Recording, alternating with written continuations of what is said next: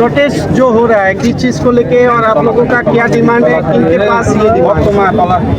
First of all ये protest नहीं है, ये सॉलिडारिटी है। हमारे बांग्लादेश में माइनॉरिटीज़, हिंदू बंगाली हो, क्रिश्चियंस हो, हमारे बुद्धिस्ट हो, तिपरासाज हो, हमारे जो जनजाति लोग हैं, हम लोग सब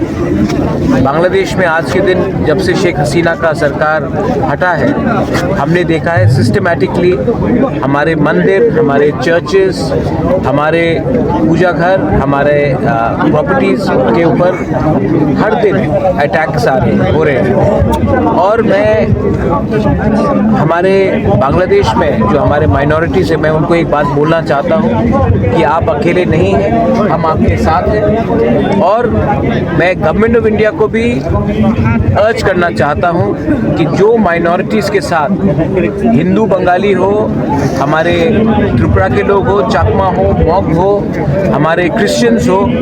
उन सब का जो उनके ऊपर जो अत्याचार हो रहा है, उनका प्रॉपर्टी जलाया जा रहा है, उनके महिला को उठाया जा रहा है, ये सब गवर्नमेंट ऑफ इंडिया को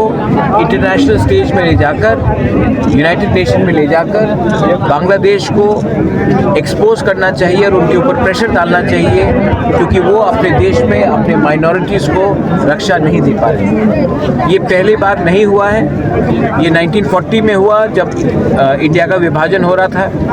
50s में हुआ, 60s में हुआ, 70s में हुआ, 80s में हुआ, 90s में हुआ, कुमिल्ला में हुआ, नोआखाली में हुआ, ब्राह्मणबाड़ी में हुआ, कप्ताई में हुआ, खागड़ाछड़ी में हुआ। हर 10 साल हम देखते हैं कि माइनॉरिटीज़ को टारगेट किया जाता है पॉलिटिकल, सिस्टमैटिकली पॉलिटिकल प्रेशर डालकर, लेकिन असली उनका मकसद है कि हमारे लोगों का प्रॉपर्टीज छीना जाए, हमें अपने ही ज़मीन से बाहर कर दिया जाए। तो time is come that the world should know what Bangladesh is doing to its own people and they should be exposed by India at the highest level in the international forum.